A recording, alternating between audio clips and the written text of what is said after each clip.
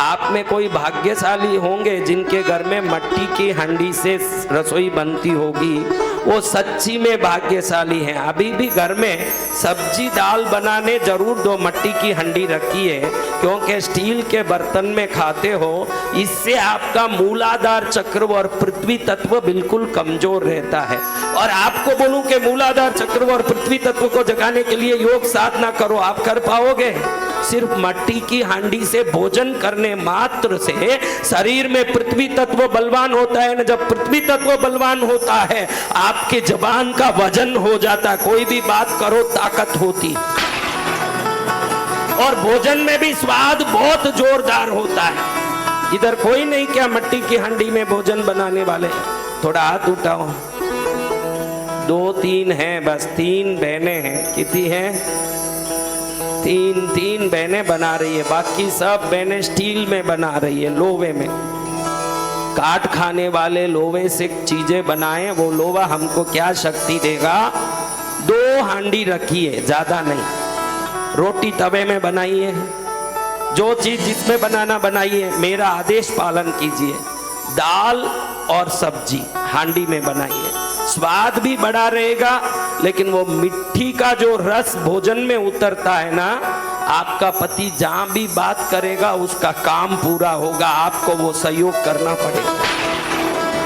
पति की उन्नति में आप साथ जाके व्यापार तो नहीं कर सकते, लेकिन भोजन करते समय भोजन को प्रार्थना तो कर सकती हो कि हे अन्नपूर्णिमा, ये भोजन उनके पेट में जो जा रहा है उनको बुद्धि बल बढ़ाने वाला बने, उनका आरोग्य बढ़ाने वाला बने, वो जहां जाए वहीं विजयी हो जाए, मेरे बच्चे अच्छे से पढ़े, मेरे परिवार में सुख हो। इतनी प्रार्थना करके रसोई बना ले तो रसोई स्वयं दवाई बन जाए, दवाई की क्या जरूरत। लेकिन हम तो टीवी सीरियल देखते देखते रसोई बना रहे हैं। उधर टीवी चालू है हॉल में, वो डायलॉग सुनते सुनते रसोई बनाए। वो कह रही है टीवी सीरियल में जो आ रही है बहन, वो कह रही है अपने पति को, देखो रमेश, अगर तुम्हारा व्यवहार ऐसा ही रहा तो मैं और 4 शादी आगे करूंगी। आजकल ऐसे ही तो सीरियल आ रहे हैं, उसमें कोई संस्कार है?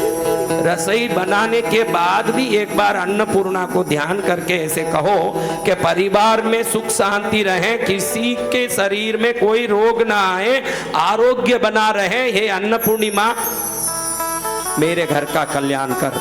देखो, भोजन एक ही डायरेक्ट शरीर में जाता है। मंत्र जाप करो, किसी के शरीर में सुई के द्वारा डाल पाओगे मंत्र जाप को, लेकिन भोजन पेट में जाता है। आप में कई लोग मेरे जैसे संतों को आके कहते हो कि गुरुदेव किसी ने इसको खिला दिया है कुछ और तब से ये परेशान है, बोलते हो कि नहीं? यानी पेट में जो चीज जाता है उसी से शुभ अशुभ बनता है, वो डायरेक्ट पेट में जाता है। तो पेट में जाने वाले अन्न कोई प्रार्थना से भर दोगे तो वो अन्न ही आशीर्वाद बन जाएगा। आपके घर वाले को कभी कमी नहीं आएगा, उसको दुख नहीं आएगा, उसको संकट नहीं आएगा।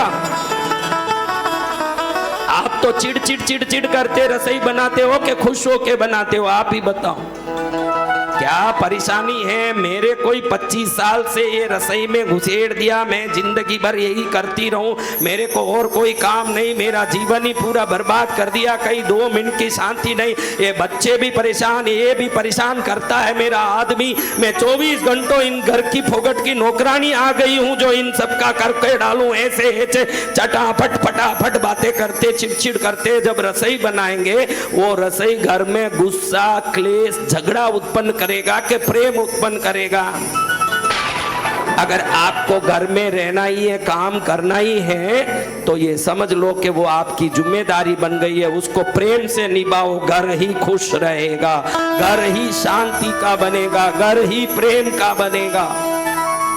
और रसोई को ही बनाते समय प्रार्थना करते बनाइए, दवाई बन जाए रसोई। क्या बन जाए? कौन कल से 1 मिनट प्रार्थना करो, हे भोजन बना लो, पहले चावल, रोटी, सब्जी, दाल सब बना लो। बनाने के बाद हाथ जोड़ के बोलो, ये अन्नपूर्णिमा, ये सब वस्तु दवाई बने, ये सब वस्तु आशीर्वाद बने, ये सब वस्तु प्रसाद बने, मेरे घर वालों का हर काम हो, मेरे बच्चों की अच्छी पढ़ाई हो, किसी का ग्रह खराब हो, सब ठीक हो जाए, प्रार्थना करके फिर खिलाओ। 48 दिन ऐसे करके देखो, 50वें दिन तुम बोलोगी कि घर में शांति बहुत आ रही है महाराज, अच्छा खुशी आ रहा है, आनंद आ रहा है। रसोई में ताकत है क्योंकि वो पेट में जाता है। उस समय जो सोच के बनाओगी वो तरंग उस रसोई में घुसेगा। अगर गुस्से का तरंग डालोगी तो भोजन रोग उत्पन्न करेगा। प्रार्थना का तरंग डालोगी तो भोजन आशीर्वाद बन जाएगा। आपको क्या करना है आप ही देख लो, क्या करना है। लड़ते झगड़ते रसोई बनाना है। बहुत अच्छी माताएं आई है मेरे दरबार में, ताली बजाओ।